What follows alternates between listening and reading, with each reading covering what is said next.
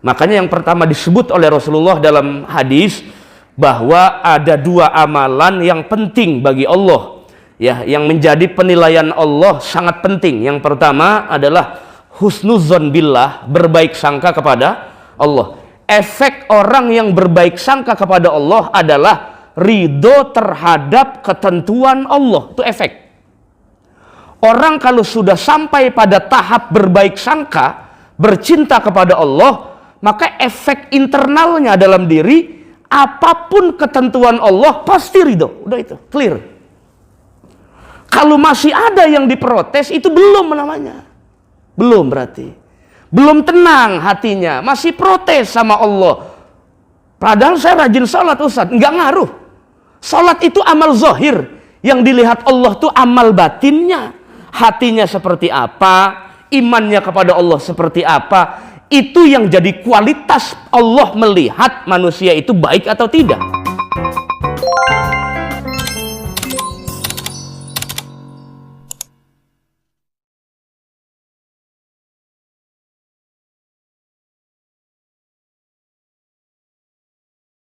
Assalamualaikum warahmatullahi wabarakatuh. Alhamdulillahilladzi arsala rasulahu bil huda wa dinil haq liyuzhirahu 'alad dini kullihi, arsalahu basyiran wa nadhira wa da'iyan ila Allah bi'idnihi wa sirajan munira. Ashhadu an la ilaha illallah wahdahu la syarika lah, wa ashhadu anna sayyidana wa nabiyyana Muhammadan abduhu wa rasuluh. Allahumma salli wa sallim wa barik ala sayyidina wa habibina wa syafi'ina wa maulana Muhammadin wa ala alihi wa ashabihi wa azwajihi wa dhurriyyatihi ajmain. Rabbi syrah li sadri wa yassir li amri wahlul 'uqdatam min lisani yafqahu qawli. Rabbi zidna ilman nafi'a warzuqna fahman jayyida fil laili wan nahar. Allahumma bika asbahna wa bika amsayna wa bika nahya wa bika namut wa ilaikan nusyur. Allahumma inna nas'aluka khaira hadzal yawm wa khaira ma fihi, wa na'udzu bika min syarri hadzal yawm wa syarri ma fihi. Allahumma faqihna fid din wa 'allimna ta'wil, amma ba'du. Faqad qala Allah ta'ala fi kitabihil karim, a'udzu billahi minasy syaithanir rajim. Bismillahirrahmanirrahim. Qul hal yastawil ladzina ya'lamun wal ladzina la ya'lamun. Wa qala ta'ala aidan 'azza min qail, qul bi fadlillahi wa bi rahmatihi fabidzalika falyafrahu huwa khairum mimma yajma'un. Wa qala an-nabiy sallallahu alaihi wa alihi wa sahbihi wa sallam, min husni islamil mar'i tarkuhu ma la ya'ni. Shadaqallahul azim. Para jamaah sekalian, jamaah salat subuh dan kajian Jumat subuh yang insyaallah dirahmati oleh Allah Subhanahu wa taala. Kita bersyukur bahwa di pagi yang mulia ini Allah masih pertemukan kita dalam keadaan sehat walafiat, sehingga kesehatan, waktu, kesempatan yang Allah berikan kepada kita mampu kita gunakan untuk ibadah kepada Allah Subhanahu wa taala sebagai bentuk pertanggungjawaban kita di hadapan Allah. Tentu kita mohon kepada Allah mudah-mudahan segala bentuk kebaikan yang kita upayakan secara maksimal atas dasar iman kita kepada Allah dan syukur nikmat kita kepada Allah, yang kita harapkan kepada Allah mudah-mudahan Allah berikan kita istiqomah lahir dan batin sampai kita menghadap Allah Subhanahu wa taala. Amin ya rabbal alamin. Salawat teriring salam yang selalu kita lantunkan kepada junjungan alam Nabi besar Muhammad sallallahu alaihi wa alihi wasallam. Raja mas sekalian, Bapak Ibu yang insyaallah dirahmati oleh Allah, mari kita awali ta'lim kita di subuh yang mulia ini dengan membaca Ummul Quran suratul Fatihah. Semoga apa yang menjadi niat, maksud dalam thalabul ilmi kita, baik salat berjamaah ataupun niat thalabul ilmi, senantiasa dicatat sebagai nilai ibadah oleh Allah Subhanahu wa taala. menggugurkan dosa-dosa kita di sisi Allah Subhanahu wa taala. Allah berikan kita ilmu yang bermanfaat, ilmu yang bisa menjadi teman kita nanti di alam kubur sampai menghadap Allah Subhanahu wa taala. Ala hadhihi niyyah wa la kulli niyatin shalihah ila hadratin Nabil Mustafa Muhammadin sallallahu alaihi wasallam ala alihi wa ashabihi wa azwajihi wa dzurriyyatihi wa ahli baitihil kiram wa ila jami' ikhwanihi minal anbiya wal mursalin wa uliya syuhada was salihin was sahabati wat tabi'in al ulama'il amilin wal musannifin al mukhlisin jami'il malaikatil muqarrabin wa khususan ila muallif hadzal kitab wa ila jami' wali walidina wa ila jami' masyayikhina wa asatizina wa asatizatina wa ahli baitina wa dzurriyyatina tulabina wa talibatina wa ila jami'il muslimin wal muslimat wal mu'minina wal mu'minat bi barakatihim syai'un lillahi lahum. Al-Fatihah. A'udzu billahi minasy syaithanir rajim. Bismillahirrahmanirrahim. Alhamdulillahi rabbil alamin arrahmanir rahim maliki yaumiddin. Iyyaka na'budu wa iyyaka nasta'in ihdinas siratal mustaqim siratal ladzina an'amta 'alaihim ghairil maghdubi 'alaihim waladdallin. Rabbighfirli wal liyamin. Bismillahirrahmanirrahim. Bismillahirrahmanirrahim. Subhanallah walhamdulillah wa la ilaha illallah wallahu akbar wa la haula wa la quwata illa billah. Para jamaah sekalian yang insyaallah dirahmati oleh Allah, pagi ini kita akan membahas salah satu daripada arkanul iman yang merupakan persoalan yang cukup rumit sebetulnya, tapi ya bisa kita sederhanakan karena ini hal yang paling banyak terjadi di masyarakat. Terutama kita secara personal banyak sekali dalam konteks iman tertentu kita meragukan apa yang sudah menjadi ketentuan Allah Subhanahu wa taala. Sebelumnya saya pernah sampaikan di sini bahwa ada dua amalan ibadah yang nilai dan levelnya sangat tinggi bagi Allah. Yang pertama adalah ar-ridha'u bi qada'illah, bahwa hatinya tenang terhadap ketentuan Allah. Jadi ridho itu artinya hatinya tidak berontak, hatinya tidak protes kepada Allah, itu namanya ridho. Nggak usah disebut, Pak, saya ridho, nggak usah disebut. Biar hatinya sendiri yang berbicara terhadap semua faktual dan realitas yang ada di alam semesta ini. Orang yang beriman pasti taslim dan tunduk kepada Allah. Jadi jangan gara-gara alah Haji Mas Sahrudin, gue mah Faldo. Itu persoalan yang seperti ini itu nggak masuk dalam kajian teologi atau akidah. Karena kadang-kadang secara fikih oke, akidah kita nggak mantap juga. Ini banyak yang menjadi ukuran orang kenapa sholatnya kurang diterima Allah, bahkan ditolak oleh Allah, karena dia sholat dan ibadah bukan pakai iman yang mantap, tapi pakai iman yang abu-abu. Kenapa? Karena imannya kurang totalitas kepada Allah Subhanahu wa ta'ala. Makanya yang pertama disebut oleh Rasulullah dalam hadis bahwa ada dua amalan yang penting bagi Allah, ya, yang menjadi penilaian Allah sangat penting. Yang pertama adalah husnuzon billah, berbaik sangka kepada Allah. Efek orang yang berbaik sangka kepada Allah adalah ridho terhadap ketentuan Allah. Itu efek. Orang kalau sudah sampai pada tahap berbaik sangka, bercinta kepada Allah, maka efek internalnya dalam diri, apapun ketentuan Allah pasti ridho. Udah itu, clear.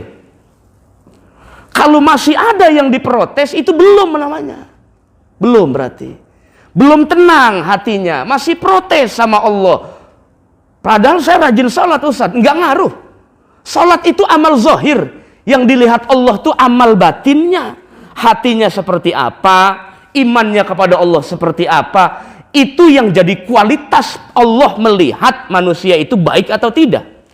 Kalau secara zahir, itu pandangan manusia saja. Makanya manusia ini kebanyakan menghukumi sesuatu karena ngelihatnya yang zahir saja. Itu. Jadi gampang mengkafirkan orang, gampang memfasikan orang, gampang mentabdi, membid'ahkan orang karena ukurannya lahiriah saja. Sebetulnya secara hukum tidak fair bicara begitu. Kenapa? Karena Allah titipkan dua hal dalam diri manusia. Yang pertama, aspek eksoterik, lahiriah. Ada yang ganteng, ada yang putih, ada yang burik, ada yang hitam, ya kan? Ada yang tinggi, ada yang kecil, ada yang lebar, ya, ada yang kurus kering, macam-macam. Itu aspek eksoterik, luarannya. Itu dari Allah semua, Pak. Gak ada orang tua bapak minta sama Allah nitip, ya Allah anak saya lahir yang cakepan dikit, gak ada itu. mesen, nggak ada, nyetak dewek, nggak ada itu. Semuanya dari Allah secara langsung, nggak ada. Yang kedua, batinnya manusia Allah kasih langsung. Makanya di Quran ada ayat yang berbunyi makadzabal fuadu ma ra'a. Jika sudah lubuk hatimu yang berbicara, tidak mungkin dia berdusta kepada dirimu sendiri. Kalau sudah lubuk hatimu yang berbicara, tidak mungkin dia dusta kepada dirimu sendiri. Kadang-kadang bahasa tubuh kita bisa boleh berdusta, tapi batin seseorang belum tentu. Gitu. Makanya tidak 1-2 kali Rasulullah SAW itu tidak mengkafirkan orang yang secara lisan menjelekkan Nabi, tapi batinnya menangis kepada Allah. Contoh, gampang, banyak contohnya. Ada salah satu sahabat ditangkap oleh Abu Jahal. Ditangkap oleh Abu Jahal, diancam untuk dibunuh. Diancam untuk dibunuh kalau dia tidak mencaci maki Nabi Muhammad di telinganya. Jadi Abu Jahal pengen mendengar Nabi Muhammad dicaci maki oleh pengikut setianya sendiri. Kalau Anda tidak mencaci maki Muhammad, saya bunuh saat ini juga. Akhirnya dengan sangat terpaksa, itu sahabat mencaci maki Rasulullah, tapi meneteskan air mata di depan Abu Jahal itu. Akhirnya Abu Jahal tertawa, terbahak-bahak karena mendengar Muhammad dicaci maki oleh pengikutnya sendiri karena tidak berdaya, ancamannya nyawa. Disinilah maka tidak ada satu ibadah pun yang bisa menyakiti dan merumuskan nyawa manusia sampai mati, gitu nggak ada itu. Jadi kalau ada ibadah yang mencelakai manusia, itu ibadah bukan dari Allah, bukan. Fikih itu harus sejalan dengan maslahat manusia. Itu saya kan pernah sampaikan di sini ya, waktu zaman COVID, saya mah iman saya kuat Pak Ustadz. COVID pun saya mau sholat, mati pun syahid, mati konyol bukan syahid. Ngajinya sama siapa? Udah tahu di rumahnya ada buaya aja masuk, ya buntung kakinya. Kira-kira gimana? Itu orang waras pasti pergi Pak, pasti kabur dari bahaya. Kita lihat hadis Nabi. Nabi satu hadis Nabi bilang la adwa wala tiarah. Tidak ada sesuatu yang membahayakan, tidak ada sesuatu yang menular. Betul? Betul. Hadis ini bicara akidah. Secara akidah tidak ada yang bisa membuat manfaat dan mudarat kecuali Allah. Betul nggak? Betul nggak Pak? Ya betul dong. Ini belum ngopi kayaknya nih. Apa kegedean AC kali? Nunduk aja nunduk kayak orang pacara. Elah.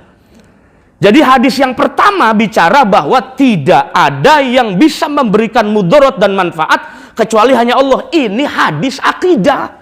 Tapi hadis fikihnya yang lain bilang, kalau Anda ketemu penyakit juzam, kusta, bukan kista, atau penyakit belang, baros, gudig, bulu budukan, maka pergilah. Kenapa? Karena penyakit itu menular. Kafirarakum anil asad. Seperti kalian itu lari dari singa. Lu bagaimana? Satu hadis Nabi bilang nggak ada yang menular, tapi hadis yang lain Nabi bilang kalau Anda ketemu orang kena penyakit kusta, lari, jangan deket-deket, nanti nular. Berarti Nabi nggak konsisten. Bukan tidak konsisten, Anda ngajinya 10 menit pulang. Jadi nggak paham tentang metodologi al-jam'u bainal hadisainil mukhtalifain, menggabungkan dua hadis yang kontradiktif. Itu ada ilmunya, nggak sembarangan. Jadi jangan tunjukkan Islam yang saklek tanpa memahami substansi itu, jangan. Saya mau mati syahid saja, nggak apa-apa COVID juga. Anda konyol, ibadah nggak pakai ilmu. Kalau ada ibadah yang sampai merugikan nyawa manusia, berarti Allah tidak Rahman Rahim namanya. Coba kaki bapak sakit, apa dipaksakan Allah harus berdiri sholat? Enggak kan? Kenapa kita udah tahu ada musibah di tengah masyarakat COVID, maksain sholat berjamaah? Kaidah mana yang Bapak pakai? Syariat yang mana yang dipakai? Itu syariat Nabi apa syahwat? Awas. Ibadah tuh harus pakai ilmu, bukan pakai Kalau syahwat tuh makan, minum, gegares, tuh syahwat namanya. Urusan dunia, urusan belanja, Bapak harus pakai syahwat. Belanja jangan pakai ilmu, Pak, nggak jadi-jadi. Belanja pakai ilmu, pakai teori, pendekatan, metodologi, nggak akan bisa. Tapi kalau makan bapak kebanyakan ilmunya juga nggak kenyang-kenyang. Makan itu empannya syahwat, tidur itu empannya syahwat, minum itu syahwat urusannya. Tapi kalau ibadah jangan masukin syahwat dalam ibadah. Syahwat itu porsinya ilmu. Porsinya ilmu. Kenapa begitu? Mari kita lihat. Ibadah itu namanya aktualisasi iman, betul nggak? Bapak beriman kepada Allah, maka punya konsekuensi. Apa? Salat, zakat, haji bagi yang istita'ah, umroh bagi yang istita'ah, puasa di bulan suci Ramadan, wajib qadha bagi yang meninggalkan dengan sengaja, wajib puasa bagi yang nazar. Iya kan? Itu namanya konsekuensi iman. Iman itu kalau hanya sekedar iman tanpa aktual, sama saja seperti orang yang sholat nggak pakai baju. Gitu. Jadi nggak bisa separuh-separuh tuh nggak bisa. Dua-duanya dipakai. Jadi kalau ada orang yang penting iman saja, sholatnya nggak apa-apa, nggak sholat, katanya begitu. Ya yang penting ingat Allah saja, nggak apa-apa, nggak sholat. Anda nih ngikut syariatnya siapa? Nabi Muhammad apa Muhammad yang tahun ini baru lahir? Ngikut yang mana? Kadang-kadang ngikutnya aneh-aneh saja. Jadi kalau ada iman, maka ada pertanggungjawaban. Maka orang kafir itu wajib sholat nggak, Pak? Non-muslim, kafir itu wajib sholat nggak? Secara fikih wajib sholat nggak? Wajib. Secara fikih wajib sholat sebetulnya kalau kita lihat secara akidah.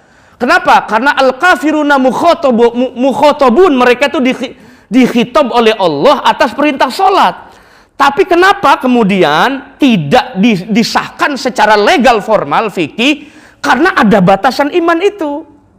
Kalau dia nggak wajib sholat dan dia maksiat, berarti Allah sendiri dong yang sengaja membuat dia maksiat.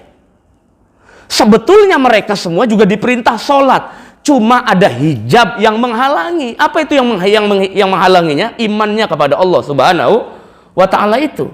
Setelah saya tanya, orang kafir kan gak wajib sholat.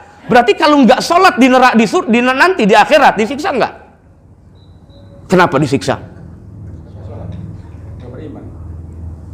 Katanya nggak wajib. Kalau nggak wajib ya nggak disiksa dong. Anak yang belum balik nggak sholat disiksa nggak di akhirat? Enggak kan? Kenapa yang kafir disiksa? Saya ulangi, belum ngopi kayaknya. Ini kita ngaji usul fikih nih. Ya nanti dulu. Ya. Bahwa orang yang belum balik, ini saya tanya orang belum balik, mati, belum balik, nggak sholat, disiksa nggak?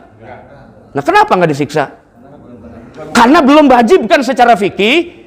Wajib secara fikih itu tafsir ulama, nggak ada di Quran. Itu. Nah sekarang saya tanya, kalau seorang fikih bilang orang kafir tidak wajib sholat, kenapa ada ayat yang menyiksa orang kafir nggak sholat? Pikirin dewek dah. Pikirin dewek. Nah itu. Apanya yang beda? Sama. Dua-duanya itu kan diwajibkan. Harusnya kalau diwajibkan ditinggalkan sengaja, harusnya disiksa dong, kan begitu akibatnya. Tapi kenapa tidak? Nah disinilah maka harus dipikirkan. Secara usul fikih, orang kafir itu tetap wajib sholat sebetulnya. Cuman dibatasi karena iman itu saja. Makanya kalau mereka nggak sholat tetap disiksa oleh Allah Subhanahu wa Ta'ala. Harusnya nanti mereka akan minta sama Allah, ya Allah, saya kan nggak diwajibkan sholat, jadi kalau saya nggak sholat bukan salah saya dong. Begitu. Iman pun tidak dipaksakan, berarti bukan salah saya dong. Kalau seandainya saya yang non muslim, saya protes sama Allah di akhirat. Tapi kenapa begitu? Pada hakikat dan esensialnya semua diwajibkan sujud ibadah kepada Allah Subhanahu wa Ta'ala, cuman dibatasi oleh iman yang membatasi orang-orang fikih. Makanya kalau ngaji tasawuf, semuanya masuk surga termasuk kafir. Wah, udah ntar kemana-mana deh, belum ngopi soalnya. Susah, nah itu. Ya, ntar diskusinya di luar deh, kalau udah selesai ngopi, nah itu. Ya, kita kembali lagi ke laptop, bukan laptop kita ini. Ya, bahwa Islam dan iman itu dua hal yang sifatnya inherent, nggak bisa dilepas, nggak bisa dilepas. Yang pertama, kita iman kepada Allah, kajiannya esoterik. Esoterik itu substansi. Yang kedua eksoterik. Jadi kita beriman harus punya konsekuensi. Konsekuensinya adalah wajib melaksanakan sholat. Pertanyaannya, Bapak dipaksa nggak hari ini subuh? Nah itu kenapa sholat? Naluri namanya Pak. Itu panggilan iman. Terus kalau sudah orang beriman kepada Allah langsung dipaksa Allah sholat? Kan nggak juga. Makanya orang yang betul-betul ikhlas karena Allah, dia ibadah, puasa, itu ya karena Allah saja, udah. Nggak boleh karena motif yang lain. Sekalipun ada motif yang lain, yaitu paling untuk tahap awal saja. Makanya dalam ilmu agama, bahwa orang yang ibadahnya masih belum ikhlas, contoh, ente nggak apa sholat, ibadah, pengen masuk surga, itu kan masih belum ikhlas itu. Pengen masuk surga itu masih belum ikhlas. Namanya sholat itu bukan karena Allah, tapi lil jannah gitu, karena surga. Tapi boleh nggak? Boleh, daripada kagak, daripada jebangor mulu sampai mati, boleh aja. Cuman level surganya level bocah ya, level surganya level anak, jangan mau sama level ulama, jangan. Kan sholatnya masih karena surga, bukan karena yang lain gitu. Tapi susah amat Ustaz. Nggak ada yang susah. Emang siapa yang bilang susah? Beragama tidak ada yang sulit Pak, semuanya dimudahkan Allah. Saya termasuk orang yang memudahkan hukum. Kalau ada orang yang nanya disulit-sulitkan hukum fikihnya, itu bacanya belum banyak berarti. Harusnya idealnya agama tuh memudahkan, bukan menyulitkan seseorang. Tuh saya termasuk orang yang tanya dulu, kalau orang tanya, Pak Ustadz, saya ini puasa, lupa niat di malam hari, bangun-bangun jam 7, udah nggak niat malam hari, nggak subuh pula katanya. Ya itu memang karakter kayaknya, saya bilang. Nah terus bagaimana nih solusinya? Saya masih boleh puasa nggak? Udah, buat orang kayak mukanya kayak ente mah terusin aja puasanya. Saya bilang begitu. Jadi saya jawabnya nggak pakai kitab. Buat orang yang mukanya kayak eluh, udah lanjutin aja puasanya. Selama belum makan minum setelah subuh. Kata dia terakhir, tapi saya udah mampir ke warteg. Ya PA namanya. Udah mampir ke warteg mah namanya udah batal karena udah makan minum, udah gitu ya. Nah jadi aspek yang paling penting dalam persoalan iman itu aktualnya.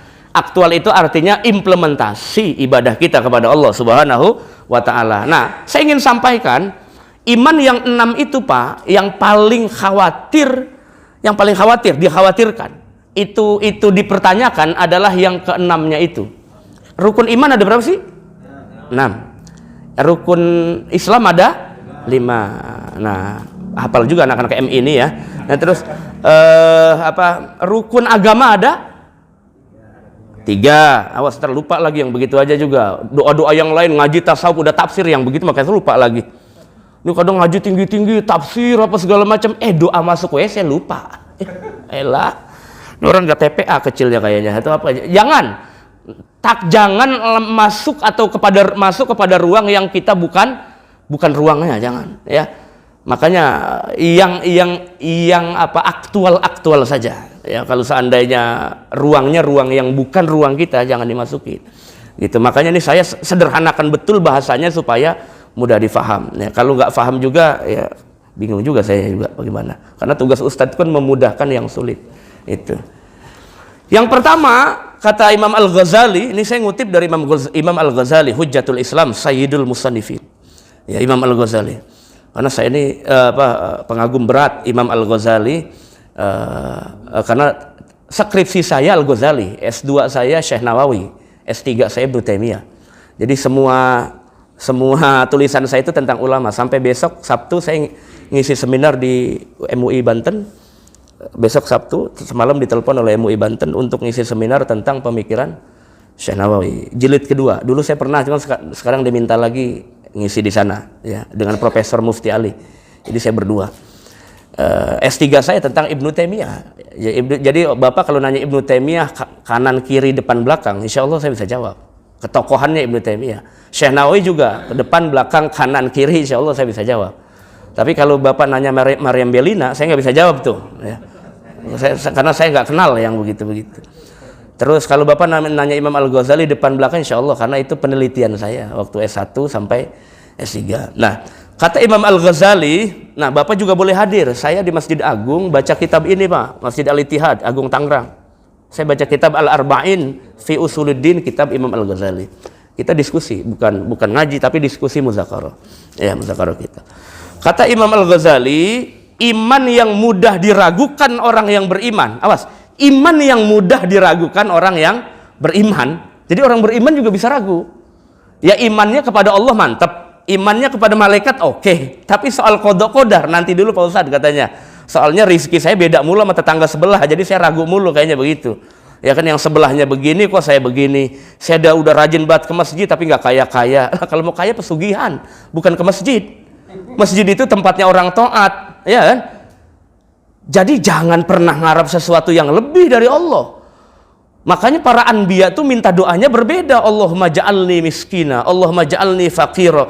Lah kalau kita kan duduk di majelis ilmu, duduk di masjid, tetap doanya ya Ghani ya Hamid, ya Mubdi ya Mu'id, ya Rahim ya Wadud, agnina ya Allah. Kalau belum kaya, agninanya sampai 4 kali tuh. Agnina, agnina, agnina. Nggak kaya-kaya, agnina, agnina ya Allah. Udah kaya masih agnina lagi. Buktinya orang kita, ya, orang kita secara aktual umur udah 75, minta doanya apa? Tetap panjang umur kan? Padahal bonusnya udah kelebihan tuh. Nabi 63 aja 75, bonusnya berapa? Udah kelebihan. Tapi kalau doain engkong ya panjang umur. Biar umurnya panjang ketemu Dajjal kali apa? Harusnya mintanya husnul khotimah. Kalau saya sih anjurkan nggak hanya mendekati 63, tapi kalau sudah umur rawan tuh kan umur 40 umur rawan Pak. Orang tuh sampai makom istiqomah atau tidak, kalau 40 dilihat masih bandel, nggak rajin ke masjid, khawatirnya su'ul khatimah, khawatirnya. Karena itu makom kenabian dan kerasulan. Umur 40 tahun, jadi wajib khawatir. Pak Ustadz, kalau 40 tahun ngintip janda boleh apa enggak? Nah itu beda urusannya. Itu bukan kerasulan kenabian itu mah. Itu namanya bangor yang begitu. Atau balik kedua, ya wajar yang begitu mah. Orang 75 aja bininya mati duluan, minta anterin bonceng ke rumah janda. 75 umurnya. Gitu. Dia kata Pak Ustadz, saya mah dari pusar ke atas emang 75, tapi kalau dari pusar ke dengkul itu 15 tahun Pak Ustadz, begitu katanya. Saya kagak paham sih itu maksudnya apa tuh begitu. Ya. Ini para jamaah sekalian rahmati Allah Subhanahu wa taala. Katanya dari pusar ke bawah 15 tahun kata saya. Ada-ada aja. Nah, ada 4 hal kata Imam Ghazali tentang qodoknya Allah. Ya, 4 hal. Saya sebelumnya bahas juga ada qodok dan husnuzon bin nas. Yang pertama, Allah menentukan taat, bukan kita. Kita ini hanya berupaya mencari asbab qada. Mencari asbab. Asbab itu mencari sebabnya. Nggak mungkin sesuatu di alam semesta ini Allah kasih cuma-cuma. Kecuali awalnya kita kerjakan atas dasar ilmu dan ibadah. Contoh, suatu saat ada santri nanya ke kiainya, Pak Kiai, saya nggak pernah baca ini, saya nggak pernah tahu ilmu ini, tapi ketika saya ngajar, tahu-tahu kok saya tahu saja begitu. Itu yang disebut man amila bima alima allamahullahu ilma ma lam ya'lam. Siapa yang beramal dengan ilmunya, Allah akan kasih ilmu yang dia nggak pernah cari. Namanya ilmul wirasah. Ilmu kan ada 2. Ada ilmu kasbi, usaha, ngaji sama guru, ya kan, ke rumah guru bawa kitab. Ada kedua ilmu wahbi, artinya langsung dikasih Allah, tapi nggak cuma-cuma. Salah. Ilmu laduni itu bukan cuma-cuma, bukan. Tapi harus dirangsang. Harus dirangsang dengan perbuatan. Kalau enggak, ya enggak dapat juga. Tapi ada juga Pak, orang yang baru lahir umur, ya enggak baru lahir juga sih, umur 10 tahun, tahu-tahu hafal Quran, 10 tahun hafal Quran. Itu makanya beda bibitnya, enggak ada tampang kalau kayak kita makanya. Itu beda bibit, itu kembali lagi kepada jaiznya Allah Subhanahu wa taala. Makanya Gus Dur ketika ditanya, "Gus, kok bisa paham semua bahasa? Belajarnya kapan?" Padahal ngajinya cuma di Tebu Ireng. Kemudian kuliahnya cuma di Mesir dan di Baghdad, Irak. Itu pun nggak ada yang tamat S1-nya. Gus Dur di Al-Azhar nggak tamat, di Irak nggak tamat, di Belanda nggak tamat. Tapi semua bahasa paham. Bahasa Rusia sehari-harinya paham. Bahasa Jerman sehari-harinya paham. Kalau bahasa resmi sih formal, wajar paham. Tapi ini bahasa sehari-hari, bahasa celotehan, itu paham. Bahasa-bahasa puisinya orang Rusia paham juga. Ngajinya kapan Gus katanya? Apa jawaban Gus Dur?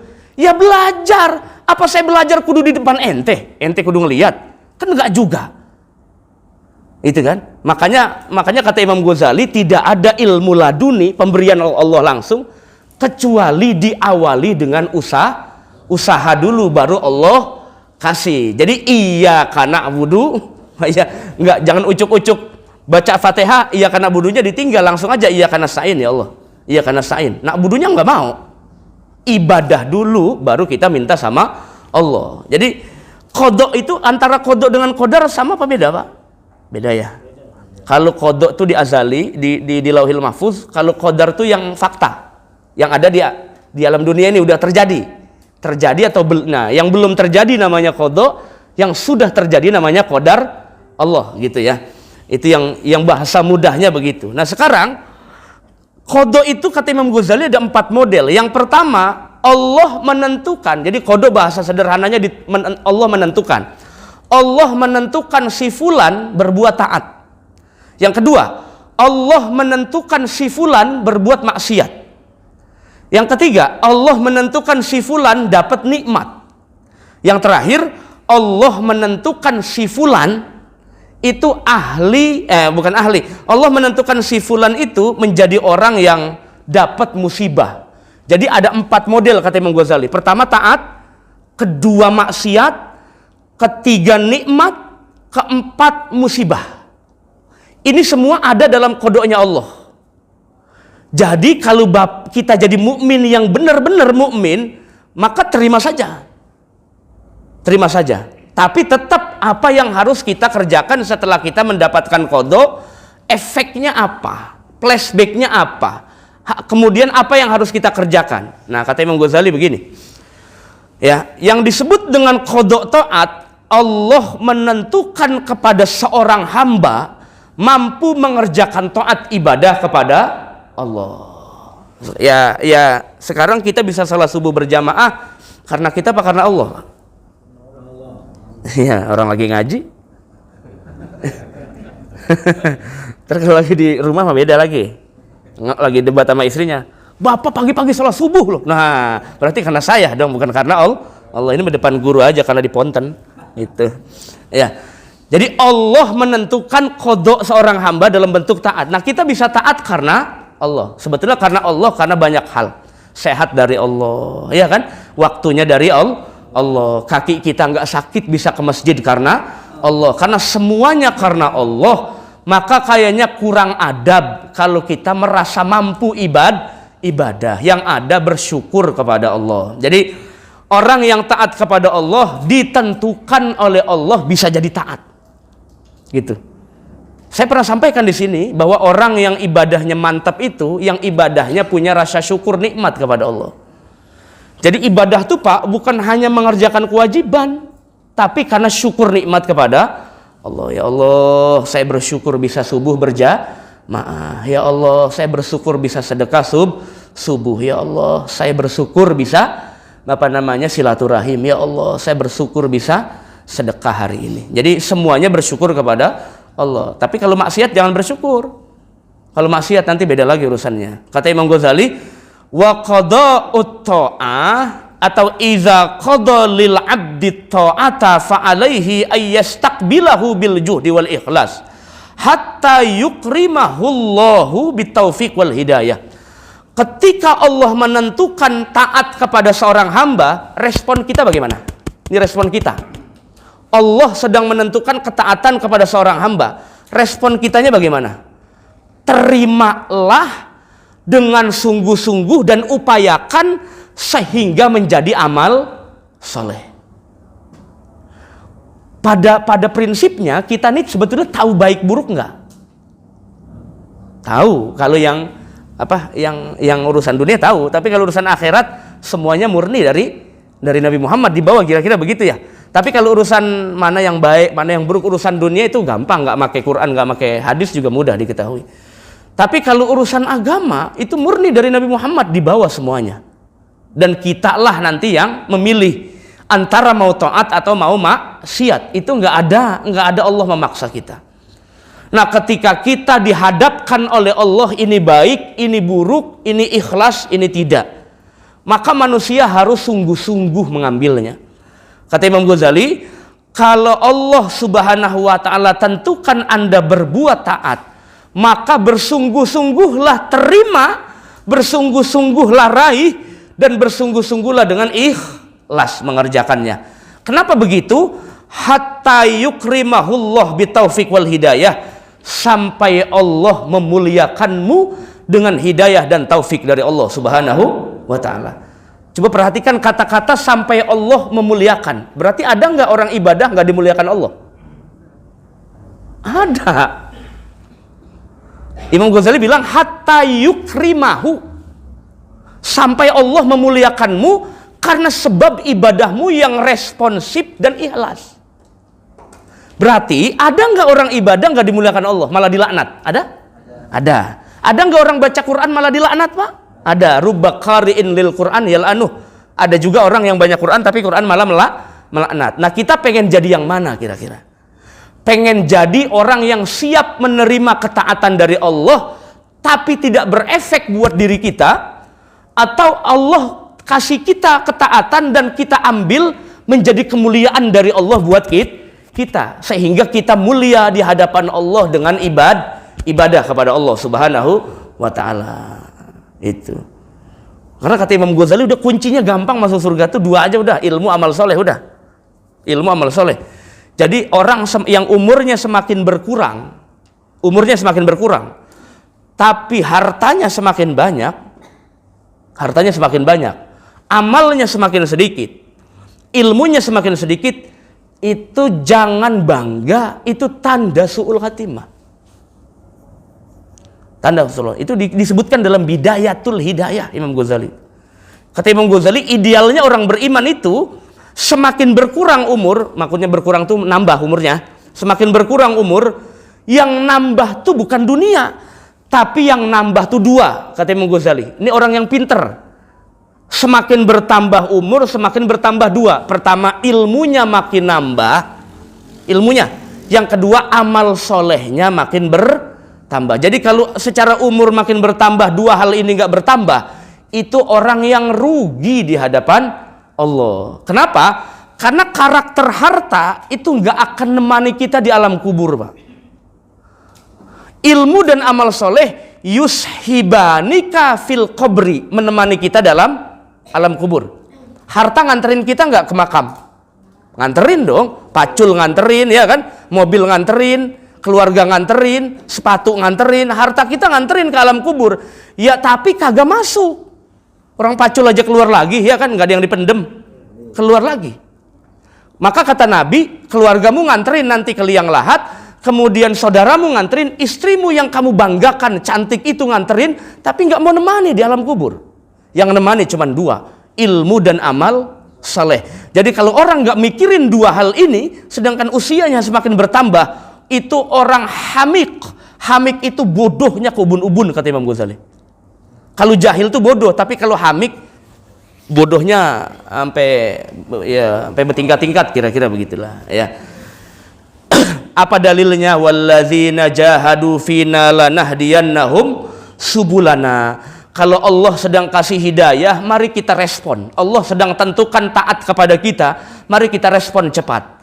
Kenapa? Karena kalau tidak direspon cepat, antara kita menjadi orang yang ditakdirkan taat atau kita menjadi orang yang ditakdirkan jadi maksiat. Allah hanya kasih saja, tidak maksa kita untuk taat ibadah kepada Allah, dan tidak jorogin kita juga untuk maksiat. Jadi nanti adil di hadapan Allah siapa yang akan dipertanggungjawabkan. Ya, akan ada kelompok dalam akidah yang disebut Jabariyah. Pernah dengar, Pak? Jabariyah itu orang yang katanya manusia itu semua dipaksa Allah. Ibadah dipaksa Allah, maksiat dipaksa Allah. Jadi kalau dia mencuri, dia bilangnya begini. Kalau dia maksiat, lah ente kenapa maksiat? Orang saya ditakdirkan Allah begini kok, katanya. Ini bahaya, itu bahaya. Ya.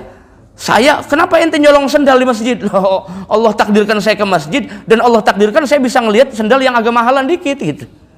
Jadi nyalahin Allah, yang nafsu sendal dia, Allah yang disalahin, kira-kira begitu.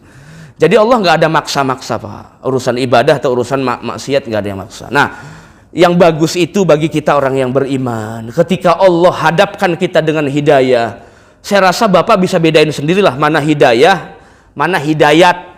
Hidayat nama orang, Pak. Kalau hidayah iya. Iya, tapi bukan hidayat yang dipanggil Prabowo kan? Itu topik hidayat ya. Beda ya. Saya juga kemarin ditelepon sama Prabowo. Telepon disuruh ngisi air.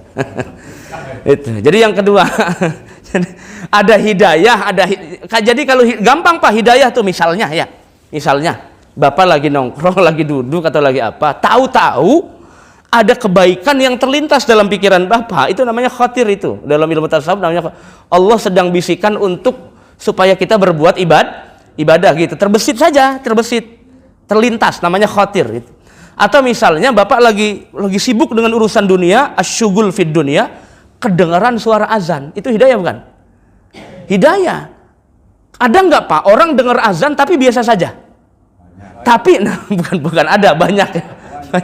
Jadi kayak budak ya begitu.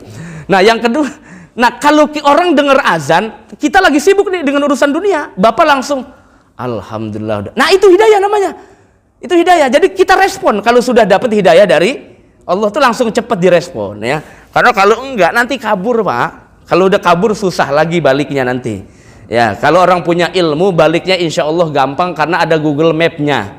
Jadi kira-kira ilmu itu jadi Google Map buat kita Pak. Kalau kita lagi salah jalan, ilmu itu nanti ngajak balik gitu ya. Yang lebih bahaya itu orang yang bodoh salah jalan lagi.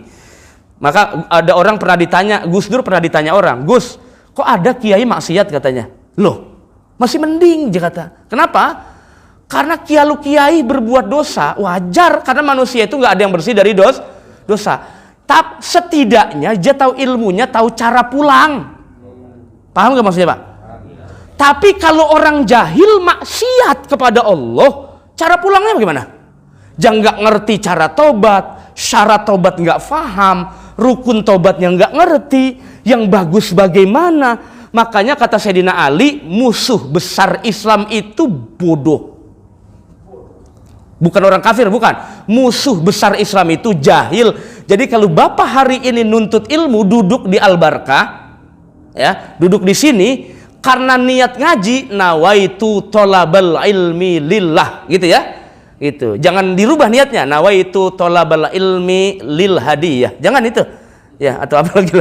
Saya niat tolabul ilmi karena bingkisan. Saya niat maulid karena ayam semur misalnya atau apalah. Ya jangan, niatnya yang lain aja. Kalau itu mah bonus aja pasti ada Pak. Kalau nggak ada tinggal tanya di KM. Itu bonus, kudu ada. Kan saya udah pernah bilang, orang Arab Timur Tengah kalau ngaji yang dibeli kitab. Kalau orang Indonesia yang dibeli snack. Kitabnya belakangan ya kan? Snack dulu ada kan? Jadi wataknya itu harus begitu Pak Haji. Jadi besok paham kan Jumat depan harus apa? Bukan Jumat depan, Jumat depannya yang giliran saya. Enak aja. Orang saya yang rangsang-rangsang. Yang kedua, ada orang ditakdirkan Allah maksiat. Tapi apa semua orang maksiat jelek? Enggak juga. Ya, enggak juga. Karena ada orang maksiat tapi hatinya ingkar maksiat. Ada orang yang maksiat tapi hatinya ridho dengan maksiat. Jadi ada dua model. Sama seperti orang ibadah. Ada orang ibadah hatinya ridho dengan ibadah. Ada orang ibadah karena nggak enak sama orang. Tumben ke masjid sholat. Ini tuh bahasa tumben tuh hindarin tuh ya, kasihan orang.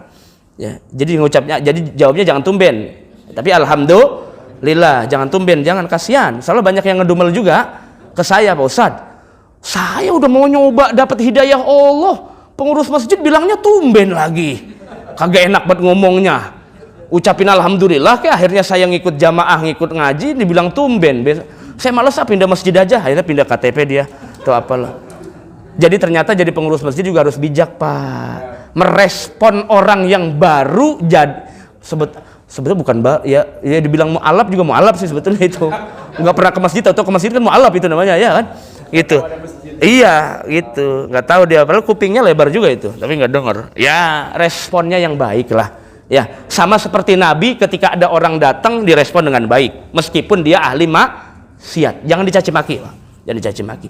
Masya Allah, alhamdulillah, udah begitu tuh, bilang aja begitu. Ntar hatinya girang. Tapi kalau tumben, setan bener nih di kampus. Emang lu doang surga punya lu begitu. Gua baru mau bener nih, awal-awal malah digituin lagi begitu. Udah tahu yang ngambek, yang baru ibadah orang Betawi lagi. Orang Betawi singgungan kan, makanya nggak ada orang Betawi jadi presiden karena singgungan orangnya baper. Jadi kalau bapak ngelihat saya ceplas-ceplos, saya asli sini. Makanya jadi presiden, Tas. Jangan ngamuk mulu saya ntar. Bisa saya gamparin berhentinya satu-satu. Makanya saya orang Jawa hatinya lapang, Pak. Di apa yang dicaci maki di medsos tetap nyengir. Orang Betawi nggak bisa begitu, minimal bawa golok kudunya. Nggak bisa begitu ya, karena waduh cuma anaknya aja ngomong aja kayak ngomel, orang Betawi mah beda urusan, apalagi kalau anaknya minta sertifikat lebih ngomel lagi. Nah yang kedua tadi, kalau kita dihadapkan dengan maksiat, respon kita apa Pak? Cepet-cepet taubat kepada Allah, karena ada orang jatuh pada lubang maksiat, ditentukan Allah jadi berbuat maksiat, kemudian tidak responsif untuk kembali taubat kepada Allah. Ini yang saya bilang, pentingnya kita punya ilmu itu nanti jadi Google Map kita jalan pulang, Pak. Jadi tahu kita arah pulang. Innallaha yuhibbut tawwabin wa yuhibbul mutatahhirin. Allah senang dengan orang yang kembali. Tawab itu artinya kembali kepada Allah. Jadi kalau lagi eling, lagi sepelang, kembali lagi kepada Allah. Gak ada manusia dapat jaminan paling baik, Pak. Gak ada. Insya Allah kayak kagak ada. Jadi nggak jadi ukuran. Misalnya saya nggak usah yang lain-lain dah, saya. Apa hanya karena saya duduk di sini, bapak di sana, terus saya lebih mulia? Nggak juga. Apa mungkin karena sorban saya 2 meter, bapak sorbannya beli di pasar malam, terus lebih mulia yang mahal? Nggak juga. Apa karena gamis saya belinya di Saudi, yang satu lagi gamis belinya di emperan pasar lama, terus lebih mulia yang beli di? Nggak juga. Kenapa? Urusan akhirat murni mutlak urusan Allah, bukan kita, bukan. Jadi bisa jadi bapak lebih mulia, bisa jadi juga orang yang awam lebih mulia daripada orang yang alim. Bisa juga orang alim punya kedudukan mulia karena ilmunya, bisa juga hina karena ilmunya. Orang awam bisa mulia karena imannya meskipun ilmunya rada kurang, bisa juga. Semua fair kok ini. Ya, oke. Semuanya fair kok karena Allah Subhanahu wa taala. Jadi nggak ada yang itu. Padahal ini belum sarapan nih, tapi ngapa semangat banget ya? Itu Masya Allah. Ini belum sarapan aja semangat nih Pak Haji. Harusnya iya. Saya mau yang panas, lagi dari sekarang dibikinin. Nah iya, itu. Tapi jangan yang melepuh, saya siram ntar. Yang ketiga dan terakhir, Allah kasih ketentuan manusia menerima nikmat. Efeknya apa? Dermawan. Nih kayak Pak Haji nih dermawan ya. Begitu, dermawan. Namanya doang dermawan. Pelit medit koret pantat kuning. Usur-usurannya 4 palanya. Ya jangan. Jadi kalau dikasih nikmat yang cukup, 1 dermawan, 2 bersyukur kepada Allah. Itu orang beriman cirinya begitu, menghadapi kodoknya Allah. Yang terakhir, orang kalau dihadapkan musibah oleh Allah. Bapak pernah nggak udah baca doa, udah hati-hati tetap celaka? Kok nggak ada yang jawab ya? Pernah nggak? Kalau nggak pernah berarti nggak normal nih hidupnya. Saya aja pernah loh Pak, pernah. Jadi sebetulnya Allah pengen negor kita. Nih ente kan dikasih amalan ya sama guru ya. Kata guru begini, nanti amalin ini ya pagi sore, insya Allah nggak celaka katanya. Nah, udah ngamalin tuh Pak 2 bulan istiqomah. Ternyata yang dia andelin amalannya itu berlindungnya bukan kepada Allah, disentil sama Allah. Yang ngasih pertolongan ini saya, bukan wiridannya, bukan. Itu wasilah saja. Ternyata pas dia udah baca doa pagi sore tetap kecelakaan di jalan. Itu Allah adil nggak? Adil. Yang sehat pasti pernah sakit, yang sakit pasti pernah sehat. Ada kan orang sakit mulu, kancekan, cacingan, tapi pernah sehat juga. Ada nggak orang yang kaya terus dari lahir? Saya rasa enggak. Pasti juga ada susahnya hidupnya itu. Nggak mungkin. Itu sunatullah di alam dunia. Jadi orang yang dikasih ujian Allah, responnya adalah sabar. Wallahu yuhibbus sabirin. Kesabaran itu artinya hati kita ikhlas menerima semua yang ada yang menjadi ketentuan Allah Subhanahu wa taala. Nah, inilah para jamaah sekalian rahmati Allah Subhanahu wa taala.